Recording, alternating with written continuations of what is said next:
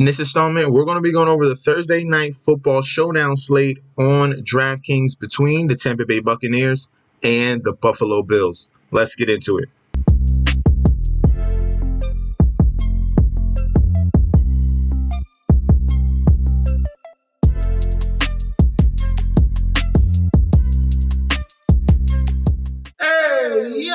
Welcome back to the channel. It's your boy Chef D, and I'm here to give you the winning ingredients for your Thursday Night Football Showdown slate on the Draftkings between the Tampa Bay Buccaneers and the Buffalo Bills. But before I deep dive into this very intriguing slate, guys, don't forget to like, comment, and subscribe to the channel. Make sure you follow me on Instagram and Twitter at MetsNetShetsD. Don't forget about that TikTok at Chef_D91. And don't forget about the Patreon. Before I touch on that Patreon, guys, we are at the homepage of the YouTube. And currently, we are at 1.44K subscribers. All right, let's continue to push that number forward. We're at that precipice to get to 1.45. So let's continue to smash that subscribe button. If you're currently a viewer and not currently a subscriber, go ahead and click that subscribe button right now. I like what I'm seeing from the previous video on Monday Night Football. Let's continue to push that forward. The views per hour, we're at 6. Let's continue to push that forward as well. I thank you guys so much for your support. And on that Patreon, we have been red hot. All right, for football, I came through on Monday night. I told you Vikings +7, and I could even see a win. Call me crazy. Well, call me crazy because the Minnesota Vikings did win that game. We cashed. That was an awesome underdog to choose. Everyone was on San Francisco 49ers. I was your boy that was on the Minnesota Vikings. And on the opening night of NBA, which was last night, I gave you Nuggets money line and Suns money line. That was a sweep, baby. A sweep. Nuggets and Suns, that cash. Guys, if you want winning bets, especially if you got the NBA season just started right now. I already put out the NFL futures. That's in there right now. My NBA futures is going to be coming very soon as well already. Hop into that Patreon right now. Get connected if you want these winning plays, all right? Before we get to the captains and the flex plays, we're going to be looking at the injury report for this game on Thursday. Right now for the Buccaneers, nothing really too concerning. Chris Godwin had a DNP, did not practice on a Monday, but he came back with a limited. We have Kavion Mayweather, DNP and a DNP on Monday and Tuesday. We'll see what happens Wednesday. Baker Mayfield got upgraded Tuesday with a limited practice. And Vita Vea, we're going to wait on news on him. He's their defensive leader, their anchor at nose tackle there. DNP and a DNP on Tuesday. We'll see what happens Wednesday for him. He needs to get in the limited if he's going to play on Thursday. All right, for the Bills, Josh Allen is fine. Dawson Knox is trending towards being out right now. So far, he has a DNP and a DNP. We're going to see what happens Wednesday. Von Miller looking like he's going to be ready to play. Quentin Morris, he had a touchdown last week. DNP and DNP. We'll see what happens. And this could really open up things for Dalton Kincaid if both of those guys, both of those tight ends miss this game coming up on Thursday. So definitely look forward to that. And then we have Baylor Spector, DNP. We'll see what happens for him on Wednesday. Let's get into the captains. Kicking things off at the captain spot, we're going to look up at the top here. And first, before I touch on it, I'm very curious to understand why that Buffalo is an 8.5 point favorite. As you can see right here, the line. The over-under is at 42.5. The 8.5 is kind of a lot. Just thinking. I think that's a lot of points for the Bills to be favored in this game when this one is a little closer to me than usual. So for Josh Allen here, obviously we're going to play Josh Allen. All right. He should be in each and every one of your lineups. This is a guy you don't fade. Just like I said, don't fade Christian McCaffrey. All those players I said in that previous Monday Night Football Showdown, those came through. Josh Allen, do not fade, okay? So we're going to play him. He's a multiple asset quarterback here. We're talking about passing and we're talking about rushing. He came through with 2 TDs and he got you a rushing TD last week. So this is Josh Allen. This is his team. He's going to orchestrate. He's running everything. He's running a whole kit and caboodle. So Josh Allen is a smash play, even against Tampa Bay's pretty solid defense, okay?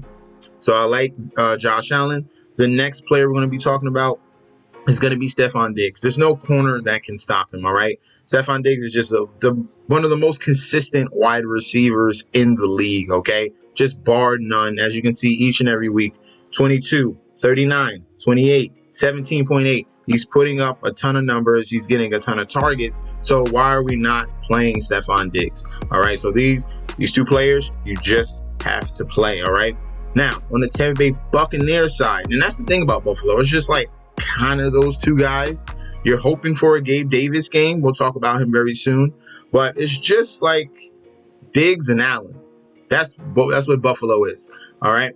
Mike Evans for the Tampa Bay Buccaneers. I'm loving in this game right now because of the Buffalo Bills secondary question mark. With Tre'Davious White out, there's a lot of question marks. There's a lot of moving around, and this secondary has looked very concerning, especially what we saw last week from the Buffalo Bills against the New England Patriots. Kendrick Bourne had a day. Other guys, Devontae Parker had a solid day. There was a lot of outside wide receivers that were winning on one-on-one coverage. Mike Evans is a whole nother problem because he has that size and a little bit of just enough speed combination there. Mike Evans is a stud, and Baker Mayfield has been connecting with him very consistently this year. 20 points against Atlanta. Against Philly, 17 fantasy points. Against Chicago, 32. And against Minnesota, 18.6. Let's hop on that bandwagon here. Let's continue the train of Mike Evans. Love Mike Evans in this game. Big mismatch, I think so, going up against that secondary, all right? Now, some other key factors for the captain spot in this particular game. James Cook, he's more of a 20-20 guy. And it's a question mark when you get in the red zone. He can get you there to double-digit fantasy points because he does receive a decent amount of receptions. But for him to really pop off, he needs to get in the end zone, okay? So that's what he did against New England. So James Cook is in that pool. He's in the pool. He can be considered. He's seeing a decent amount of touches, around 15 to 20 touches a game. So James Cook is in that pool. Rachaad White is also going to be in that pool for captain because this is the number 1 running back on this team, and he's getting more touches than James Cook, all right? There's no question when they get in the red zone, Rachaad White is going to be on the field, all right? He's getting a ton of snaps, getting a ton of usage, and there's no one behind him because Keyshawn Vaughn sucks, and the person behind that isn't good either. So just Rachaad White just getting all the work, all the usage, and he just has to be more competent than what we've been seeing. And you can see his yards per carry is very poor each and every week. 2.6, 3.7, 3.7, 2.7. He has to break something. He has to break something, but there's no one to threaten him. So he's just going to keep getting the usage. And we're seeing a nice allotment of receptions. We saw 6 receptions against Atlanta, 3 against Detroit, 3 against New Orleans, 3 against Philly. A lot of consistency here with his touches. So we can be comfortable with Rachaad White. If he gets in the end zone, he's definitely going to pop off on his part. And then last but not least, Chris Godwin. I like both wide receivers here in this matchup against the Buffalo Bills. We got your PPR monster here for Draftkings. He's getting a ton of targets, and he's going to get nice allotment of receptions. He's getting a nice average depth of target as well. Everything is over 10 yards. He's averaging per catch 11, 12.8, 14.3, 10.7, 11.6. This is very good. It's not no dink and dunks. This is getting first downs with each and every catch that we're seeing from Chris Godwin. So he's going to be our final play at that captain spot. Let's move on to the flex plays. For the flex plays, we're going to start things off with Gabe Davis, a huge X factor in this game environment here. He's a guy that can take the top off the defense with his speed and his size combination. Love Gabe Davis in this game environment. He's been pretty consistent so far this year. This is a bounce back from last year where he had his foot injury and didn't really produce much. We saw more games of week 7 and week 6 all season long last year. At least he had a nice stretch at the beginning of the year. 21, 10, 15. and 25, a streak of 4 games in a row with a touchdown. We didn't get that last year. So Gabe Davis I'm going to say he's going to be due. I think Gabe Davis can get in the end zone this game here in week 8 against the Tampa Bay Buccaneers. Stretch them deep and get 1 catch for a touchdown. Hopefully we'll see a little more volume to boost him up. But he's someone that is going to be very, very sneaky. Can creep up into that captain range, but definitely should be a flex play if he goes off. Some of the other ways we can go to with that total being 42.5. That's going to lean. That's pretty low. That's going to be leaning to kickers and defenses here on both sides of the football. So I'm fine with Bass and McLaughlin at that kicker spot. The defense here, Bills have not been creating turnovers, all right? We're just looking. They haven't had an interception since week 4. They've been doing decently in the sack department, but we need touchdowns. We need interceptions. We need forced fumbles. We need more points than 2 or 7. For me to go that route, you got to go over double-digit fantasy points, all right, for the defenses, okay? Buccaneers defense has been pretty solid as well. They have at least 2 games of over double-digit fantasy points, 13 and 17, with a lot of fumbles here, interception as well. So if I'm leaning the defense, obviously Buffalo Bills defense is at home. They're going to be a little bit more motivated. This could be a bounce back spot for them. But with that total, it's going to lean to more kickers and defenses if you need to save salary when you're paying up, okay? So both teams, kickers and defense, are viable. Some other plays that we can go to that are cheaper. Latavius Murray is going to be that goal line back. All right. Say this game is a blowout. He's going to be the guy that's going to be in cleanup duty. And when you get in the red zone, he can pop in for that for the end zone to get a touchdown. We saw in week 2 and week 3 where he got touchdowns in both of those games, and he paid off his salary. So I wouldn't be surprised if Latavius Murray is the sneaky guy you can go towards at the bottom of your flex, and he gets you over the top, okay?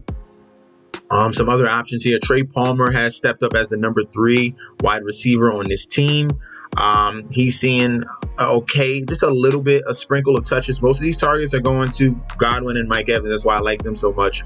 Palmer is going to be on our lower end of flex plays. We have Cade Otton. That's going to be the tight end option for the Tampa Bay Buccaneers. He's technically the number 3 in this offense, okay? So it's Mike Evans, it's Chris Godwin, and then it's Cade Otton, and everyone else gets the scraps from there. So if you want to go that route at $3,000 in salary, Dalton Kincaid is looking like a nice play, all right? Dalton Kincaid is looking like a nice play. If both of those tight ends are going to be out, then we're going to see a lot of Dalton Kincaid here. This was a positive sight to see against New England Patriots defense. He had 8 receptions, 8 targets, and 75 yards. Definitely keep that in the bag. I like Dalton Kincaid, okay? And then anyone further than that, we don't need to go that far down. The cheapest I would go would be kickers and defense there, and or Cade Otton, if that at all, okay? So the guaranteed plays to have in all of our lineups is going to be Josh Allen. It's going to be Stephon Diggs. We're just going to go with the top 3 because that's who I believe is going to go off. We're sticking with this core here. It worked for us on Monday. It's going to work for us on Thursday. Allen, Diggs, Mike Evans. Those are going to be our 3 solid core plays. If you want to save salary, like I said, kickers and defenses is going to be huge in this game. Gabe Davis can pop off at a cheaper salary if he gets a big touchdown as well. And that's what we're going to go with in our lineup build. So build your core around these 3 guys here, and Allen, Diggs, and Mike Evans, and let's get to the bag. Thank you guys for tuning in. Don't forget to like, comment, and subscribe to the channel, and I'll be back with another video very, very soon. All right, peace out, guys.